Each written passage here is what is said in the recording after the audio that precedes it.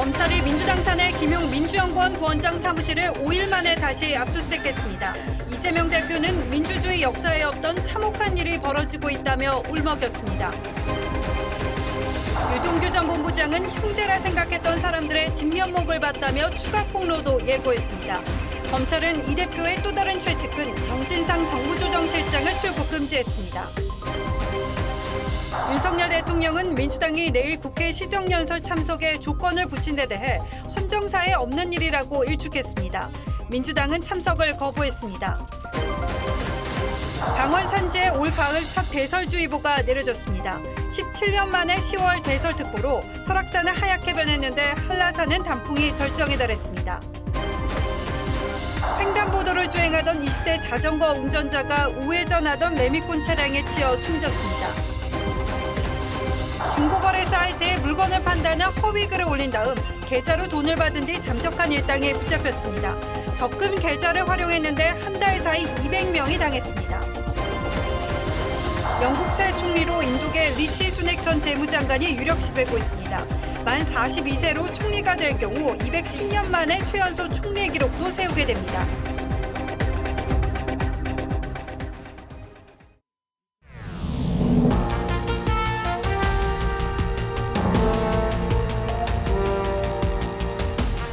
시청자 여러분 안녕하십니까. 뉴스9의 김명우입니다. 신동국 앵커를 대신해 한 주 동안 진행을 맡게 됐습니다. 검찰 수사가 더불어민주당 이재명 대표 주변을 전방위로 옥죄고 있습니다. 여기에 유동규 전 본부장은 이재명 대표를 향해 재판에 큰 영향을 줄 정도의 작심 발언을 쏟아내고 있습니다. 이럴 때마다 이 대표와 민주당은 격앙된 반응이고 정치권은 한치도 물러서지 않는 강대강 대치 정국을 만들고 있습니다. 오늘도 정치권 등이 급박하게 돌아갔는데 집중적으로 전해드리겠습니다. 우선 검찰은 김용 민주연구원 부원장의 불법 대선 자금 수사와 관련해 김 부원장 사무실을 5일 만에 다시 압수수색했습니다. 대선 자금 수사가 한창인 서울중앙지검 연결해서 오늘 수사 상황 정리해드리겠습니다. 황민지 기자.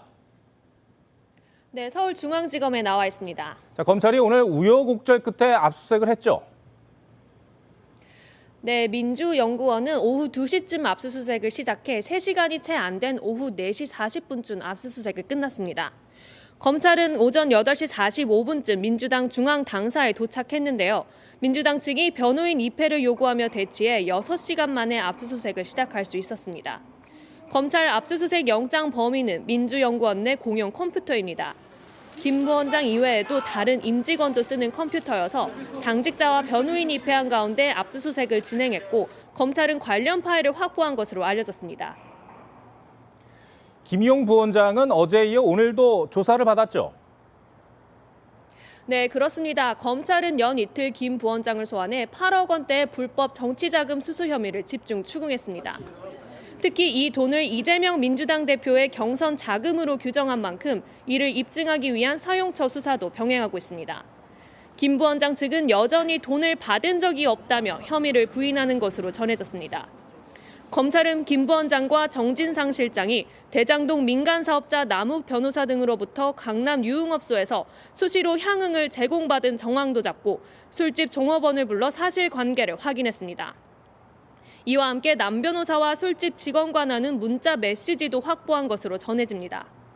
검찰은 유 전 본부장이 체포 직전 김 부원장과 정 실장이 수사 무마와 증거 인멸을 지시한 정황도 수사하고 있습니다.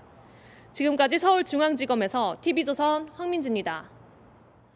압수수색 장소가 민주당사 안에 있는 터라 오늘도 민주당은 격렬히 막아서며 격한 반응을 보였습니다. 민주당 의원 수십 명은 오전 국정감사도 보이콧하고 당사와 용산 대통령실로 달려가 항의했고 이재명 대표도 당사를 찾아 정당 사이에 없던 참혹한 일이라며 울먹이기까지 했습니다. 여당을 향해선 김건희 특검은 빼고 대장동 사건 특검만 하자고 요구했습니다. 그러나 민주당의 단일 대우가 얼마나 탄탄하게 유지될지 모르겠다는 분위기는 계속 감지되고 있습니다. 오늘 오전 민주당사 상황 등은 정민지 기자가 전해드립니다. 오전 8시 35분 민주당사 출입문 밖에서 검찰 관계자들이 신분증을 보여주자 당 관계자가 문을 잠그고 어디론가 전화를 합니다. 대치 도중 출근하던 당직자가 문을 열었고 검찰 관계자들이 당사로 함께 들어왔습니다. 검찰의 압수수색 소식에 민주당 지도부 10여 명이 몰려왔고 신분을 밝히지 않은 채 출근하는 직원들 틈에 끼어서 기습적으로 이재명 대표는 울먹이며 검찰을 비난했습니다. 이 역사의 연장을 잊지 마시고 퇴행하는 민주주의. 이 대표는 앞서 최고위에서 김건희 여사 특검을 빼고라도 대장동 사건은 특검에 맡기자고 재차 요구했습니다. 김건희 여사의 특검과는 전혀 관계가 없습니다. 저축은행 비리 수사 봐주기 부분이 부담스러우면 빼도 좋습니다. 민주당 의원 80여 명은 오전 국정감사를 보이콧하고 용산 대통령실 앞에서 정치보복을 중단하라고 요구했습니다. 대통령은 사과하라! 하지만 당 내부에서 우려가 커지고 있습니다. 이 대표의 퇴진을 공개 요구한 김혜영 전 의원은 특정인을 지키기 위한 단일 대우에는 동의할 수 없다고 했습니다. 국민의힘은 당사라고 치해법권이 될 수 없다면서 특검 불가 입장을 분명히 했습니다. 정당 당사라고 해서 정당한 법 집행의 치외법권이 될 수는 없습니다. 물타기 꼼수에 불과하다. 진중권 교수는 정치 보복이라며 재직고도 책임 안 지려는 얕은 수법 이젠 안 통한다는 5년 전 이 대표의 SNS 글을 공유하며 재미있는 분이라고 썼습니다. TV조선 정민진입니다. 검찰은 전해드린 김용 부원장뿐만 아니라 정진상 대표실 정무조정실장도 수사 선상에 올려놨습니다. 성남FC 후원금 의혹 사건과 관련해 정 실장을 출국 금지 조치한 건데 이재명 대표가 공개적으로 최측근이라고 밝힌 두 사람이 모두 검찰 수사를 받고 있는 겁니다. 이재명 대표의 관련 여부는 차치하고라도 이 최측근들이 검찰 수사를 동시에 받고 있다는 것 자체가 이 대표에게는 정치적 치명타가 될 수 있습니다. 검찰은 정 실장을 상대로 이른바 대장동 팀으로부터 금품을 받은 정황에 이어 향응 제공, 증거 인멸 교사 혐의까지 수사하고 있습니다. 주원진 기자가 보도합니다. 지난해 9월 유동규 전 본부장은 검찰 압수수색 직전 휴대전화를 창밖으로 던졌습니다. 검찰은 유 전 본부장으로부터 당시 정진상 실장이 전화로 휴대전화를 버릴 것을 지시했다는 진술을 확보하고 정 실장의 증거인멸 교사 혐의를 수사 중입니다. 없는 상황을 어떻게 이렇게 잘 아세요? 정진상 실장님이 보고해 준 겁니까? 여하튼 제가 가까이 있는 사람들과 아는 사이 아니겠어요? 검찰은 정 실장이 대장동 팀으로부터 유흥업소 접대를 수시로 받은 정황도 파악해 수사를 진행 중입니다. 검찰은 대장동 팀을 위례 신도시 개발 비리로 추가 기소하면서 2013년 9월부터 석 달 동안 유 전 본부장이 성남시 고위공무원, 시의원과 서울 강남 유흥업소에서 술과 향응을 즐겼고 남욱 변호사 등은 비용을 대납했다고 적시했는데 당시 성남시 공무원은 정 실장, 시의원은 김용 부원장을 각각 지칭하는 것으로 알려졌습니다. 정 실장은 또 2014년과 2017년 대장동 팀으로부터 수천만 원을 받은 의혹이 불거졌고 지역 기업들로부터 성남FC 후원금을 받고 인허가 특혜를 제공한 의혹 피해자로 출국이 금지됐습니다. TV조선 주원진입니다. 어쩌면 현재 이재명 대표의 가장 큰 부담은 유동규 전 본부장이 쏟아내는 말일지도 모릅니다. 유 전 본부장은 연일 이재명 대표와 최측근을 향한 작심 발언을 이어가고 있는데 전해드린 것처럼 이 대표를 향한 검찰 수사와 재판에 결정적일 수 있는 진술이란 얘기가 나옵니다. 오늘 재판에서는 그동안 자제해왔던 이재명 대표 이름을 직접 여러 번 언급하며 직격탄을 날렸고 재판이 끝난 뒤에도 형제라고 생각했는데 착각이었다며 배신감을 토로했습니다. 송민선 기자 리포트 전해드리고 곧 이어 검찰 출입 기자에게 수사 상황 더 물어보겠습니다. 석방 이후 두 번째 대장동 재판을 마친 유동규 전 성남도시개발공사 본부장, 이재명 더불어민주당 대표와 그 측근인 김용 부원장, 정진상 실장에 대해 배신감을 내비쳤습니다. 좀 배신감일 수도 있는데 제가 좀 착각했다는 생각이 많이 들었습니다. 한때 호영호재하던 사이였는데 지금은 너무 변했다고도 했습니다. 형제들이라고 불렸던 이제 그런 사람들의 어떤 생각이나 내용들이 제가 생각했던 것들은 상당히 다르구나. 재판에서는 대장동 사업 당시 성남시장이었던 이 대표를 직접 거론하며 직격탄을 날렸습니다. 유 전 본부장 변호인은 대장동 사업의 실질적 결정권자가 성남시장 아니었냐며 증인으로 나온 대장동 팀 일원 정모 회계사를 몰아세웠습니다. 그동안 재판에서 이 대표의 책임을 직접 언급하진 않았는데 분위기가 크게 바뀐 겁니다. 진짜 이 무서운 거지. 감옥 안에서 세상에 무서운 말 아무것도 없다. 깨달았어. 사람이 제일 무섭다는 거. 앞서 한 언론 인터뷰에서도 이 대표가 숨진 김문기 처장을 몰랐다고 한 데 대해 호주에서 골프카트까지 같이 탔다면서 이재명이 명령한 건 이재명이 죗값을 받아야 한다고 격앙된 반응을 드러냈습니다. 그러면서 10년간 쌓인 게 많다, 검찰에 적극 진술하겠다며 추가 폭로를 예고했습니다. TV조선 송미선입니다. 네, 앞서 전해드린 것처럼 이재명 대표의 최측근 2명이 검찰의 수사 선상에 동시에 올랐습니다. 검찰 수사가 어떻게 흘러갈지 검찰 출입하는 김보건 기자에게 더 들어보겠습니다. 자, 김 기자. 예. 유동규 전 본부장은 그러니까 이재명 대표 최측근과는 형제라고 부를 정도 그런 사이였다고 했는데 맞습니다. 1년 동안 수감 생활을 하면서 생각이 많이 바뀐 것 같죠? 그렇습니다. 유 전 본부장은 이 석방된 이후에 또 이재명 대표나 또 김용 부원장 또 정진상 실장에 대한 서운함 또 내지는 배신감을 감추지 않고 있습니다. 유 전 본부장은 오늘 재판이 있어가지고 법정에 출석했는데요. 휴정 기간에 저희 취재진과도 만나서 잠깐 얘기를 나눴는데 네. 이런 감정을 숨김없이 드러냈습니다. 한번 보실까요? 나는 형제라고 생각했고 의리하면 또 장비 아닌가? 그렇게 생각했었는데 내가 그럴 아무런 이유가 없었구나 하는 생각이 들었다. 이렇게 말을 했습니다.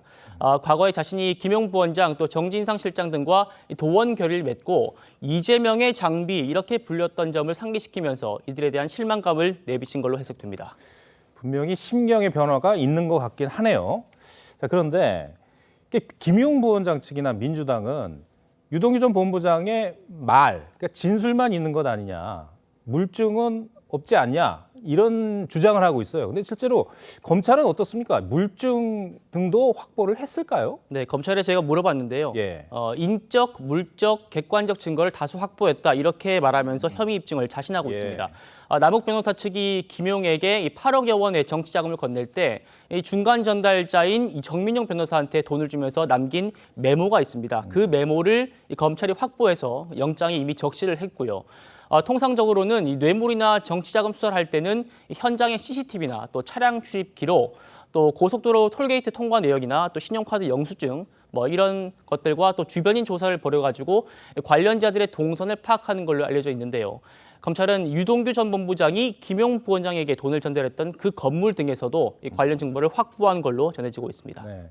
유동규 전 본부장 관련 회유 부분도 논란입니다. 예. 그러니까 김용 부원장 측은 검찰이 형량 거래를 통해서 회유한 것 아니냐 이러고 있고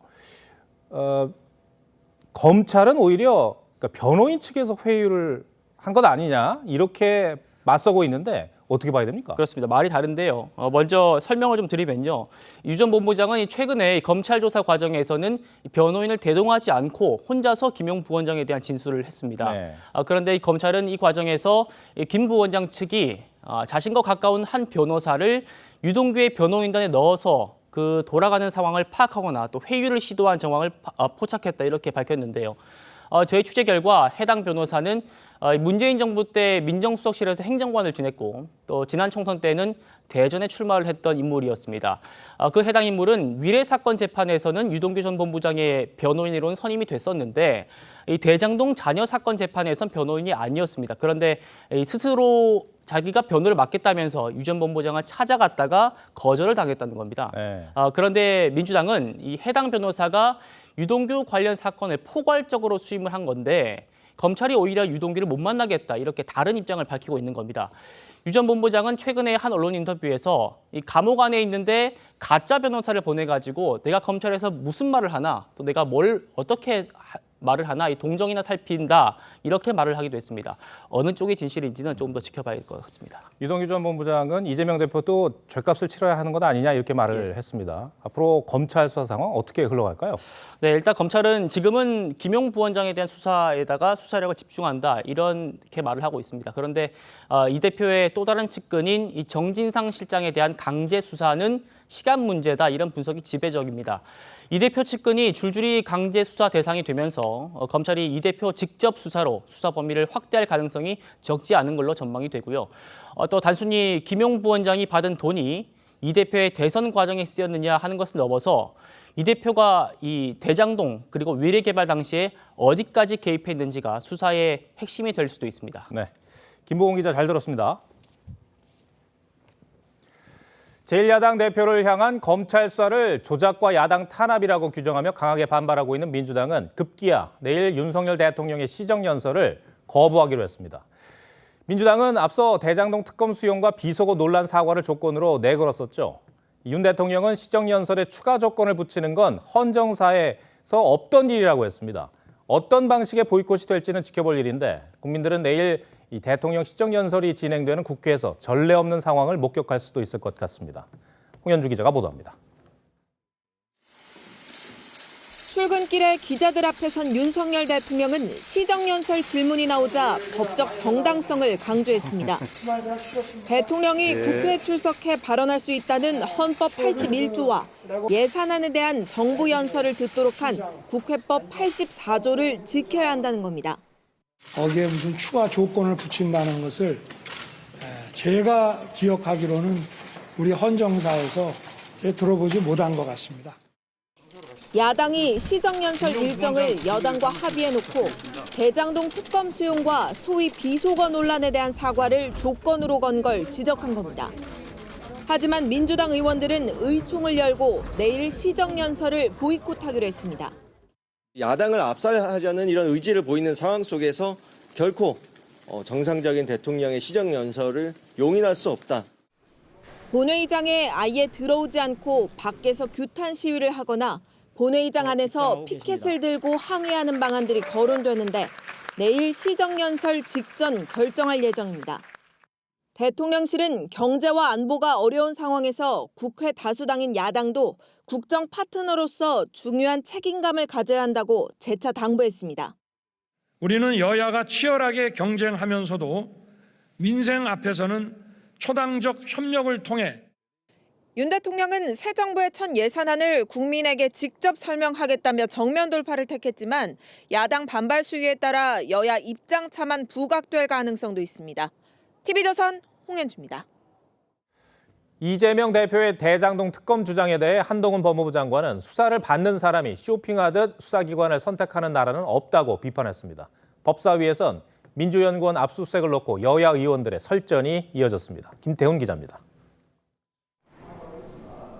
법사위 국정감사 참석차 국회를 찾은 한동훈 법무부 장관은 기자들과 만나 민주당의 특검 주장을 수사기관 쇼핑이라고 직격했습니다. 마치 쇼핑하듯이 자기 입맛대로 수사기관을 선택할 수 있는 나라는 제가 알기로는 적어도 민주법치국가 중에는 없습니다. 국감장에서도 야권의 요구는 특검의 개념도 모르는 주장이라고 꼬집었습니다. 특검은 수사가 미진하거나 수사가 잘 안 될 때 하는 것이라고 알고 있습니다. 성과가 나니까 특검을 하겠다고 하는 것은 검찰의 민주연구원 압수수색을 이유로 오전 국감을 보이콧했던 민주당 의원들은 검찰이 국회와 야당을 상대로 선전포고를 했다고 주장했습니다. 아무리 야당이 밉다고 하더라도 국정감사의 한 복판에 야당 당사를 압수수색을 할 수가 있습니다. 이것은 국회에 대한 도발이고 국정감사에 대한 도발이고 국정감사 방해 행위입니다. 여당은 이재명 대표 방탄을 위해 민주당이 법치주의를 파괴하고 있다고 반박했습니다. 민주당에 의해서 법치주의가 파괴되고 자유민주주의가 파괴되고 의회정치가 실종되는 그런 참담한 현실을 목격할 수밖에 없었습니다. 진실이 그 끝을 향하고 있는데 왜 민주당 의원 전체가 나서서 민주당의 운명을 걸려고 하십니까? 야당 의원들이 정치 수사 중단하라는 피켓을 국감장에 설치하겠다고 주장하면서 오후 늦게 가까스로 시작된 법사위 국감은 파행을 반복했습니다. TV조선 김태훈입니다. 오늘 법무부 국감에서는 이런 일도 있었습니다. 민주당 김의겸 의원이 윤석열 대통령과 한동훈 법무부 장관이 강남의 고급 술집에서 새벽까지 술을 마셨다는 주장을 해 시끄러웠습니다. 시점도 대통령 취임 이후인 지난 7월이고 변호사 수십 명도 함께 있었다는 겁니다. 한 장관은 황당한 얘기라며 장관직을 걸겠다고 했고 김 의원을 향해서도 뭘 걸겠느냐고 따져 물었는데 김 의원의 이 말이 또 다른 논란을 불러올 것 같습니다. 신유만 기자가 자세히 전해드리겠습니다. 법사위 종합감사 첫 질의에 나선 김의겸 의원은 윤 대통령과 한동훈 장관이 지난 7월 20일 새벽 강남의 고급 술집에서 술을 마시고 노래도 불렀다고 주장했습니다. 김앤장 변호사 30명가량이 있었습니다. 그리고 윤석열 대통령도 이 자리에 이 청담동의 바에 합류를 했습니다. 출처는 한 언론사의 제보라고 했고 제보자의 녹취도 공개했습니다.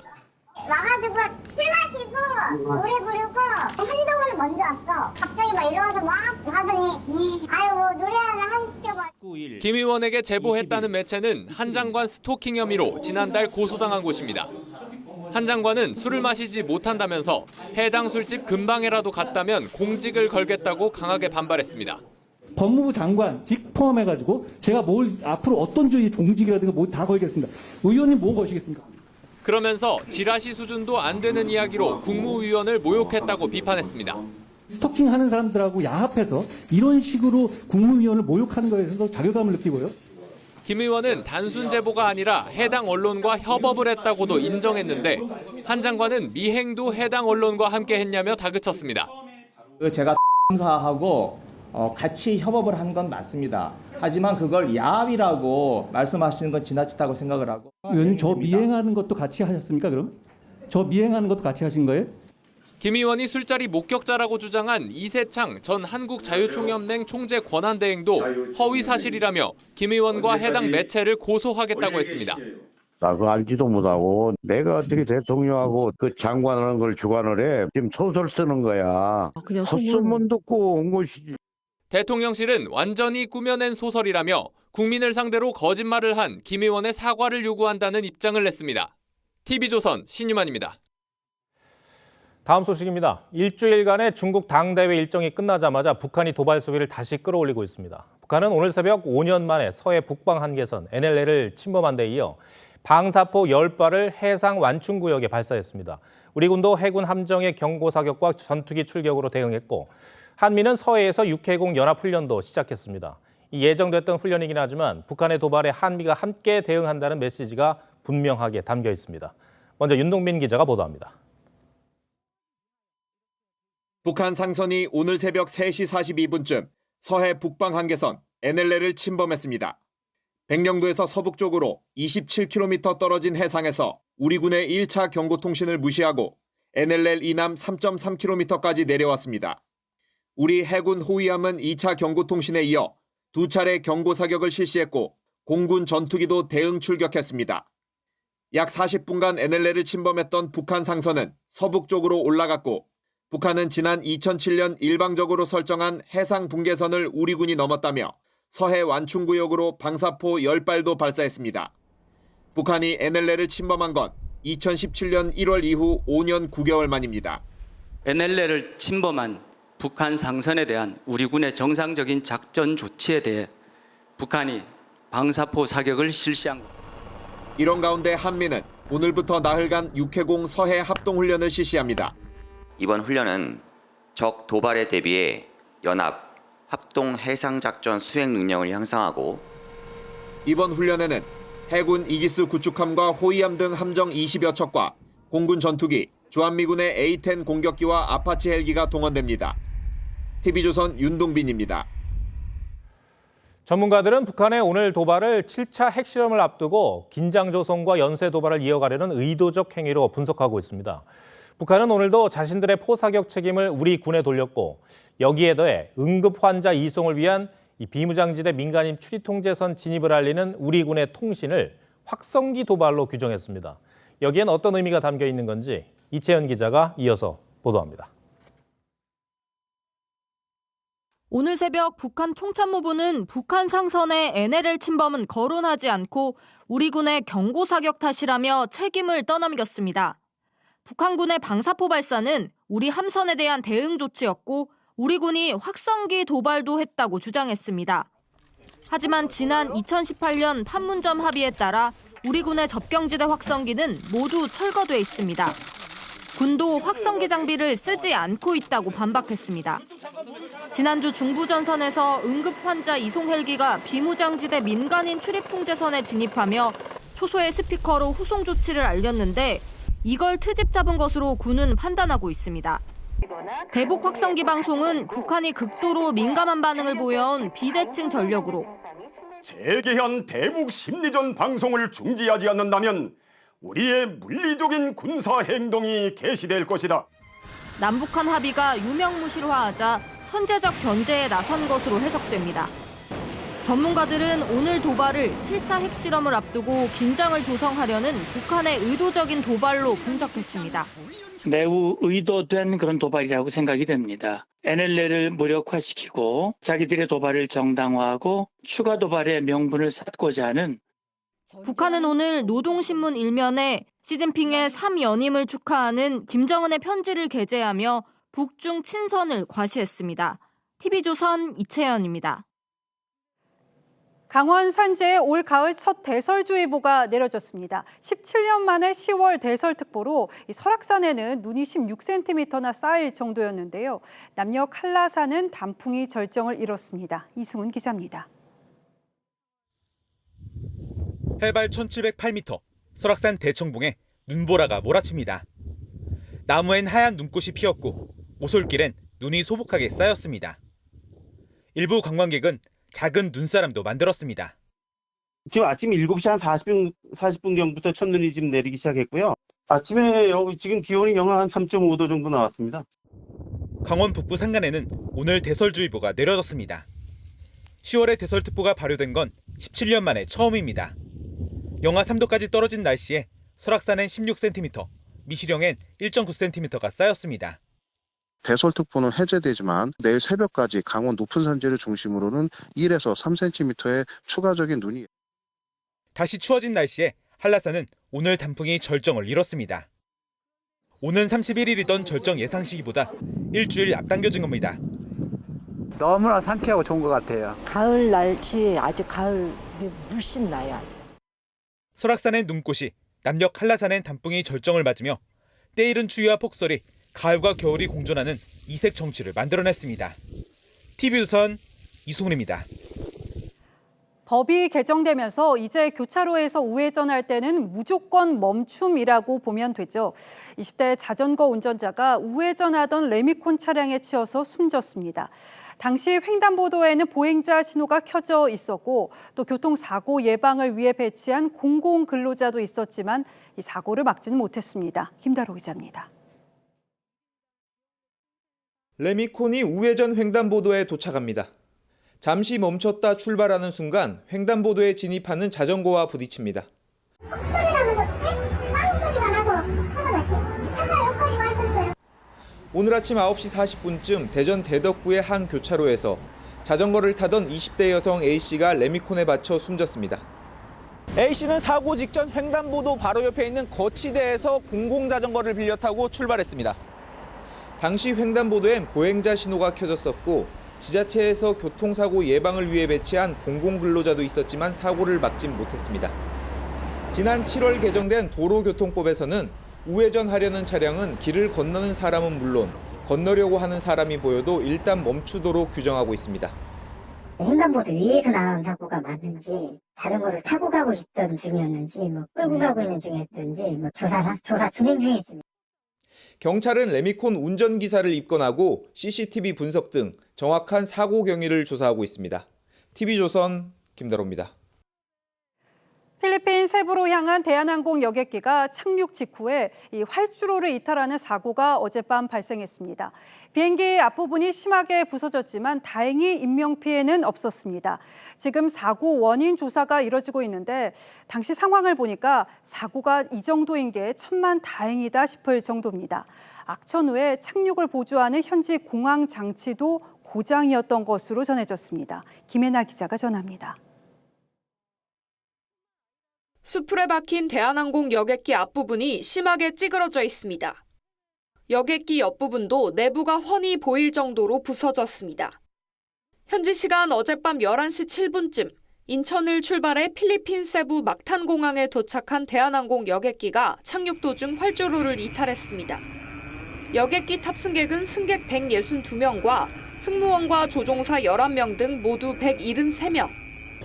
다행히 인명피해는 없었지만 비상탈출 직전까지 모두 불안에 떨어야 했습니다.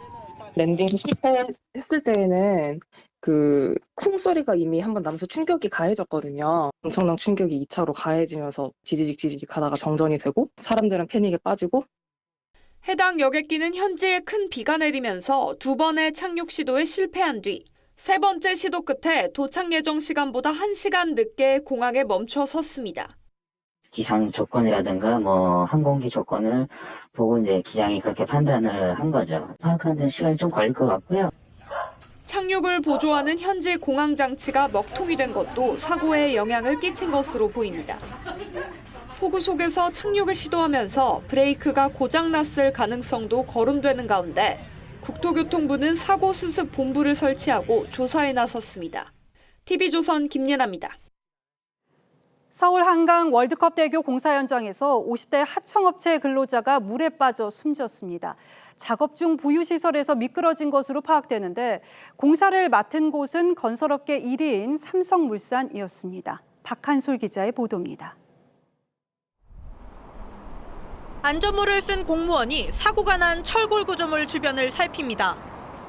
오전 9시 서울 월드컵대교 공사 현장에서 사고가 나 현장 조사를 벌이는 겁니다. 사고는 건설자재 추락 방지 작업을 하던 중 발생했습니다. 추락 방호망을 설치하기 위해 하청업체의 근로자 2명이 부표 위에 올라 작업을 하다 물에 빠졌고 50대 근로자 1명이 끝내 숨졌습니다. 공사를 맡은 곳은 삼성물산으로 공사 규모는 1,000억 원대입니다. 고용노동부는 삼성물산에 대한 중대재해처벌법 적용 여부를 검토 중입니다. 1월부터 시행된 중대재해처벌법에 따라 하청업체의 근로자에 대한 안전은 원청건설사가 책임지도록 되어 있습니다. 공사 금액 50억 원 이상인 건설 사업장에서 근로자가 사망하면 사업주와 경영 책임자를 1년 이상의 징역, 10억 원 이하의 벌금에 처할 수 있습니다. 현장은 봐야 되는데 일단 기본적으로 저희가 원청사니까요. 네, 원청사가 일단 그 공사에 대한 그런 부분들이 있어서 경찰은 조만간 관련자들을 불러 정확한 사고 원인을 조사할 계획입니다. TV조선 박한솔입니다. 인터넷 중고거래 자주 하시는 분들 이번 기사 주의 깊게 보시면 좋겠습니다. 물건을 판단한 허위 글을 올린 다음에 계좌로 돈을 받고 잠적하는 단순 사기는 들어보셨을 텐데 이런 전형적인 사기에 적금 계좌를 활용해서 한 달 사이에 9천만 원 넘게 가로챈 일당이 붙잡혔습니다. 어떻게 경찰 추적을 따돌렸는지 이성진 기자가 취재했습니다. 두 남성이 볼링장 구석에서 돈을 나눕니다. 인터넷 중고 물품 거래 사기 일당입니다. 23살 A씨 등 6명은 지난 8월부터 유명 중고 거래 사이트를 통해 시중보다 싼 가격에 카메라나 공연 티켓을 팔았습니다. 하지만 돈을 입금하면 연락을 끊었습니다. 금매로 파나 싶을 정도로 약간 저렴한 정도? 입금을 했는데 이 사람이 다음날에 송장을 준다 그랬는데 안 주고 다른 A씨 일당은 이런 수법으로 한 달 만에 214명에게서 9,100만 원을 가로챘습니다. 이들이 범행에 쓴 계좌는 90여 개인데 모두 추가 발급에 제한이 없는 비대면 적금 계좌를 악용했습니다. 적금 가입 한도가 있어가지고 그 한도 내에서는 무조건 가능한 거죠. 풍차 돌리기라 그래가지고. 이들은 또 해킹한 아이디를 사용하고 해외에서 구입한 유심칩 수십 개를 이용해 전화번호를 수시로 바꾸며 경찰 추적을 따돌렸습니다. 3만 원 주고 3만 원의 유심을 사겠다라고 해서 다량의 유심을 수사를 하는데 상당히 어려움이 있습니다. 경찰은 A씨 등 3명을 구속하고 금융당국과 적금 계좌 무제한 발급 대책을 협의할 계획입니다. TV조선 이성진입니다. 20대 근로자 사망 사고가 일어난 제빵 공장에 대한 합동 감식이 이뤄졌습니다. 국민이 이 사고에 더 분노했던 건 이 사고가 난 기계 인근에서 사고 바로 다음 날 빵을 만드는 작업이 이루어졌다는 것이었습니다. 일말의 인정이라는 게 있었는지 묻고 싶습니다. 업체 대표가 국회 국정감사에 나와서 고개를 숙였습니다. 신경희 기자입니다. SPL 평택 공장에 대한 고용노동부와 경찰의 합동 감식은 1시간 반 동안 진행됐습니다. 타고난 장소이기 때문에 타고난 장소 중심으로 해서 자세히 살펴봤습니다. 지난 15일 20대 근로자가 샌드위치 소스 배합기에 몸이 끼어 사망한 지 9일 만입니다. 정확한 사고 원인은 국과수 정밀 감정을 거쳐 2주 후쯤 나올 전망입니다. 오늘 환노위 국감에선 여야 의원들의 강한 질타가 이어졌습니다. 동료가 사망했는데 그 자리에 흰 천을 덮고 거기서 작업을 한다고 해서 이건 있을 수 없는 일입니다. 참 참혹했고 참 매정한 기업이다. 그걸 느낄 수 있었습니다. SPC그룹 계열사 4곳의 산재가 최근 4년간 36배 증가했고 SPL의 올해 안전 예산이 작년보다 20% 가까이 감소했다는 지적도 나왔습니다. 증인으로 출석한 강동석 SPL 대표는 진심으로 사과한다며 고개를 숙였습니다. 대표로서 유가족분들은 물론 임직원 그리고 저희 고객 그리고 국민 여러분께 정말 죄송하다는 말씀을 드리겠습니다. 고용노동부는 SPC그룹의 안전관리를 불시에 단속하고 유사한 기계를 운영 중인 전국 13만 5천 개 사업장도 집중 단속하기로 했습니다. TV조선 신경입니다. 김범수 카카오 창업자가 먹통 사태에 대해서 국회 국감에서 사과했습니다. 의원들은 카카오 사태에 대한 일부 배상이 진행되고 있다면서 하루 종일 수익을 못 올린 카카오 택시기사와 대리기사에게 1시간 최저시급도 안 되는 보상을 하는 게 말이 되냐고 따져 물었습니다.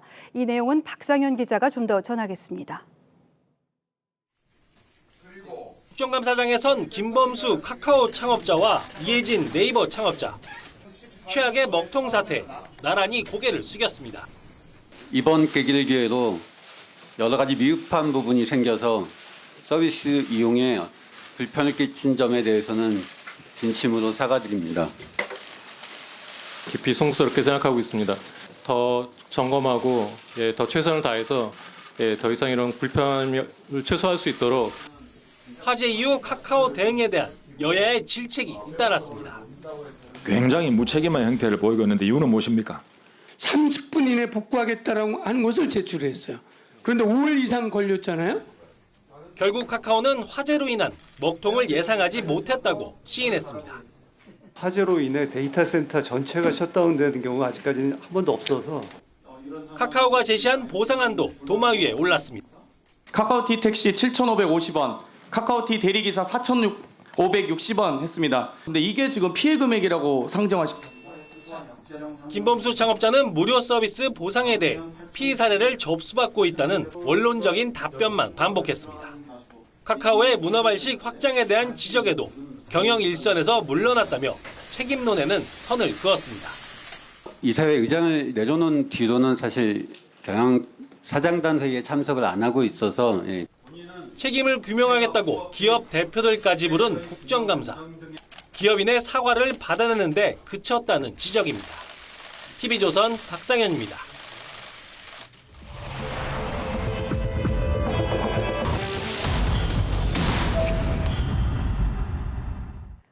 올 연말부터 심야에 택시를 잡으면 최소 10,000원은 내야 할 것으로 전망되고 있죠. 목적지를 표시하지 않는 대신에 택시 호출료를 올리기 때문인데 정부는 승객 골라 태우기가 감소할 것으로 기대했습니다만 현재 상황을 들여다보니까 우려스럽기도 합니다. 기사들은 이미 장거리 목적지 승객을 선별해서 알려주는 이 매크로 프로그램은 물론이고 승객을 평가한 정보도 공유하고 있었습니다. 소비자탐사대 정은하 기자입니다. 금요일 밤 강남역 사거리입니다. 모임을 마치고 택시를 잡으려는 사람들로 붐비고 있는데요. 같은 택시 호출 앱으로 가까운 목적지와 먼 목적지를 설정해 저도 한번 잡아보겠습니다. 기본 요금 거리 1.6km를 조금 넘긴 설릉역은 좀처럼 배차가 안 되지만 10km가 넘는 수원은 바로 택시가 잡힙니다. 오, 바로 잡혔어요. 또 다른 번화가에서 장단 거리를 번갈아 호출해도 결과는 마찬가지. 장거리 호출에 택시가 잘 잡히는 건 많은 기사가 멀리 가는 승객을 선호하기 때문. 택시 호출 앱 카카오티로 부를 때 목적지가 노출돼 기사가 골라 태우는 겁니다. 지난해 서울시 조사에서도 3km 이내 단거리보다 10km 이상 장거리 택시 호출 성공률이 15%포인트 이상 높았습니다. 장거리라 그렇게 가는 당연하지. 사람 마음인데 이렇게 되지. 마음이. 상당수 기사는 장거리 호출을 선별해주는 매크로 프로그램, 일명 지지기까지 써가며 장거리 승객 쟁탈전을 벌입니다. 많이 와요. 장거리를 잡잖아요. 엄연히 불법이지만 개발사 측은 아랑곳 않습니다. 손님 가는 거리 설정이 가능해요. 화면 열리기 전에 잡아버려요. 일부 기사가 공유하는 승객 평가도 논란입니다. 카카오티에 월정액을 내면 이전 기사들의 승객 평가를 볼 수 있어 이를 참고해 골라 태우기도 합니다. 운전자들이 손님을 평가하게 돼 있잖아요. 10명을 태우면 좋아요 손님은 한 두세 번 떠요. 좋으니까 얼른 받아야 되겠다. 승객 동의 없이 이런 정보를 공유하는 건 문제가 될 수 있습니다. 소비자들은 전혀 모르는 상태에서 나의 어떤 고유한 정보가 활용된 거잖아요. 그래서 강력한 행정 제재 조치가 가능하다고 생각을 합니다.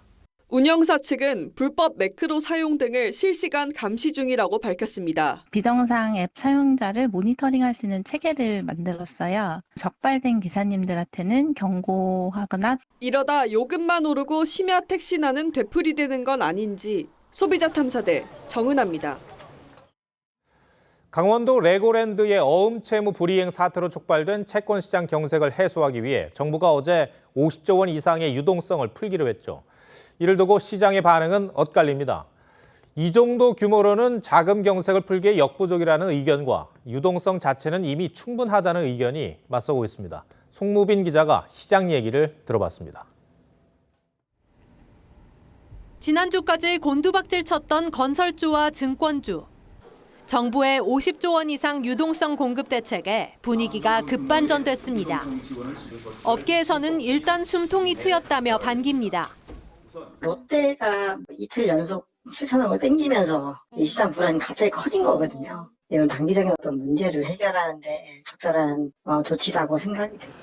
롯데를 제외한 대형 건설사들은 사업 계획을 토대로 자금을 공급하는 프로젝트 파이낸싱이 아닌 책임 준공으로 계약을 해 큰 걱정이 없다는 입장.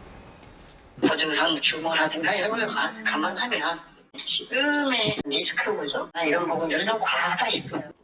하지만 내년 만기가 돌아오는 회사채 규모가 70조 원에 육박하는 상황에서 유동성 공급은 한시적 대책이라는 지적도 나옵니다. 최근에 자금 시장의 경색이라는 게 사실 마이크로적인 요인보다는 통화 정책의 어떤 거시적 요인이 크기 때문에 불안정한 모습은 앞으로도 종종 나올 가능성이. 일부 증권업계에서는 채권 안정펀드의 한계를 지적하면서 한은의 기업 유동성 지원기구 재가동 등 추가 대책을 요구했습니다. 지금 상황이 가계대출 급증과 부동산 부실의 합작품인 2008년 금융위기 초기 모습과 비슷하다는 지적이 나오는 가운데 회사채 시장과 단기자금 시장의 기능이 빠른 속도로 위축되어 가고 있는 그런 모습들, 기업들의 부도 위험이 급증하기 시작했다라는 점은 사실 상당히 유사한. 자금 시장에 검게 들이운 먹구름이 걷히기까지는 상당한 시간이 필요할 걸로 보입니다. TV조선 송무빈입니다. 정부 대책 이후 한국은행은 그야말로 진퇴양난입니다. 그동안 한국은행은 물가를 잡기 위해 금리를 인상하며 돈줄을 조여왔는데 채권 시장 안정을 위해선 돈줄을 풀어야 하기 때문입니다. 통화정책의 엇박자 상황에서 다음 달 기준금리 인상의 셈법도 복잡해졌습니다. 이어서 정준영 기자입니다. 한국은행은 국공채를 담보로 금융기관에 돈을 빌려주는 게 원칙인데 이 담보에 공공기관채와 은행채를 포함하기로 사실상 결정했습니다. 기업으로선 자금시장에서 은행채와 경쟁할 일이 줄어들고 은행은 현금화가 쉬운 국공채 대신 이미 보유한 은행채로 돈을 조달할 수 있어 시중의 유동성을 덜 빨아들이게 됩니다. 하지만 담보 적격을 넓혔을 뿐 대출을 늘린 건 아니라서 시장에선 아쉽단 반응입니다. 금융투자협회는 우량 회사채를 담보로 대출해달라며 한은에 건의했고 업계에선 기업 유동성 지원기구를 통해 비우량 회사채 기업어음을 사달라는 요구도 나옵니다. 한은은 검토해보겠다는 입장입니다. 시장에 미치는 영향, 국제 금융시장의 변동성 이런 것들을 다 종합적으로 살펴보고 필요하다고 판단되는 경우에는 금통위에서 다시 논의될 수 있습니다. 하지만 물가를 잡기 위한 통화 긴축 기조와 어긋난다는 지적이 나옵니다. 흑자 도산을 막는 수준이 아니라 유동성을 또 확대시킬 정도로 시장 전반에 무차별적으로 막 공급을 한다. 그러면은 그거는 좀 문제가 있을 수 있습니다. 이번 사태는 다음 달 한은에 금리 인상 폭 결정에도 주요 변수가 될 전망입니다. 자금 경색이 풀리지 않을 경우 무턱대고 금리를 올릴 수 없기 때문입니다. 한은은 통화 정책의 전제 조건이 바뀐 게 아니라며 금리 인상 기조를 재확인했지만 돈줄을 앞으로 어떻게 조절할지에 대한 금융당국의 고민은 깊어질 전망입니다. TV조선 정준영입니다. 영국에서 역사상 최초로 백인이 아닌 인도계 총리 탄생이 임박했습니다. 보리스 전 총리가 불출마를 선언하면서 리시 수넥 전 재무장관이 단일 후보로 나설 가능성이 높습니다. 만 42세로 당선되면 210년 만에 최연소 총리인데 수넥의 집안과 재산, 외모에 우선 관심이 쏠리고 있습니다. 박상준 기자의 보도입니다. 지난달 리즈 트러스 후보의 고배를 마셨던 리시 수넥 전 재무장관이 재도전 끝에 영국 총리에 오를 것으로 보입니다. 후보 등록이 오늘 밤 마감되는데 단독 입후보로 경선을 치르지 않을 가능성이 높습니다. What we need is stability. We need professionalism. We need to move this country forward from a position of great difficulty, and Rishi's the right guy to do it. 1980년생 42살로 210년 만에 최연소 총리. 최초의 인도계 총리라는 이정표를 세우게 됩니다. 의사와 약사 출신 부모에게서 자라 영국 옥스퍼드대와 미국 스탠퍼드대를 졸업하고 금융계에 진출하는 엘리트 코스를 거쳤습니다. 아내는 인도 IT 대기업 창업자의 딸로 부부 자산은 약 1조 원, 영국 부자 순위 222위의 자산가이기도 합니다. 군살 없는 몸매와 딱 맞는 정장 차림의 패션 감각으로 대중의 눈길을 사로잡았고 35살에 하원 의원이 된 뒤 보리스 존슨 내각에서 재무장관을 지냈습니다. 트러스의 감세 정책은 동화 같은 얘기라며 경제 위기를 몰고 올 것이라 진단했었는데 That inflation is the number one priority facing our country. It will be my number one priority. 이제 전임자의 성급한 정책 혼선으로 야기된 시장 혼란을 바로잡아야 하는 중책을 안게 됐습니다. TV조선 박상준입니다. 고흐와 모네, 다빈치 같은 미술사 거장들의 작품이 테러 공격을 당하는 일이 늘고 있습니다. 기후 위기의 심각성을 알리려는 활동가들이 이 명화를 대상으로 퍼포먼스를 벌이는 건데요. 박소영 기자가 보도합니다. 주황색 조끼를 입은 사람들이 무언가를 끼얹자 벽에 걸린 그림이 순식간에 노란색으로 뒤덮입니다. 기후위기의 심각성을 알리려는 환경운동가들이 미술품에 으깬 감자를 던지는 퍼포먼스를 한 겁니다. Raucht es Kartoffelbrei auf einem Gemälde, damit ihr zuhört. Dieses Gemälde wird nichts mehr wert sein, wenn wir uns um Essen streiten müssen. 타깃이 된 작품은 모네의 건초더미 연작. 2019년 경매에서 우리 돈 약 1,600억 원에 낙찰된 명화입니다. 시위를 주도한 단체는 화석연료 사용이 모두를 죽이고 있다는 것을 기억하는 데 필요하다면 우리가 으깬 감자를 줄 것이라고 설명했습니다. 세계적 명화가 활동가들의 목표가 된 건 이번이 처음은 아닙니다. 지난 14일에는 영국 런던에서 고흐의 그림 해바라기가 토마토 수프를 맞았고 What is worth more? Art or life? 그보다 앞선 7월에는 레오나르도 다빈치의 최후의 만찬이 대상이 됐습니다. 시위를 마친 활동가들은 재산 침해와 무단 침입 등의 혐의로 현장에서 체포됐습니다. 다만 시위에 이용된 그림은 모두 유리액자가 씌워져 있어 훼손되지 않았습니다. TV조선 박소영입니다. 한국 시리즈 티켓을 향한 한판 승부, LG와 키움의 프로야구 플레이오프가 막이 올랐습니다. 역대 플레이오프 1차전 승리팀이 한국 시리즈에 진출한 경우가 80%를 넘길 정도다 보니까 오늘 경기에 두 팀은 사활을 걸었는데요. 취재기자 연결합니다. 송민혁 기자. 자, LG가 먼저 웃었군요. 네, 경기가 벌어진 잠실구장엔 만원 강중이 들어찼습니다. 준 플레이오프를 5차전까지 치른 키움과 12일 동안 쉰 LG 모두 외국인 선발 투수를 내세웠는데요. 초반에는 수비에서 시비가 엇갈렸습니다. 2회 말 1사 1-2루 상황에서 나온 키움 김혜성의 앞송구에 LG가 선제 득점을 올렸습니다. 반면 3회 초 LG 문보경의 호수비는 LG 선발 투수 켈리를 도왔습니다. LG는 3회 말에도 김현수의 적시타로 한 점 달아나더니 키움 김희집의 포구 실책과 이정우의 송구 실책까지 등타 4대0을 만듭니다. 키움은 6회 초 2사 1루 상황에서 푸이그의 투런포로 추격의 불씨를 살렸습니다.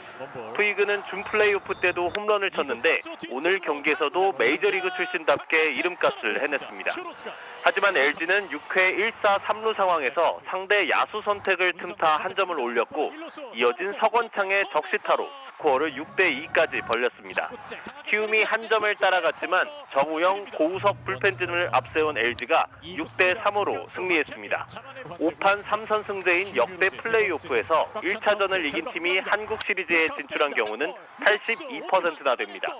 두 팀은 내일 잠실에서 2차전을 치른 뒤 하루 쉬고 고척으로 넘어갑니다. 지금까지 스포츠부에서 전해드렸습니다.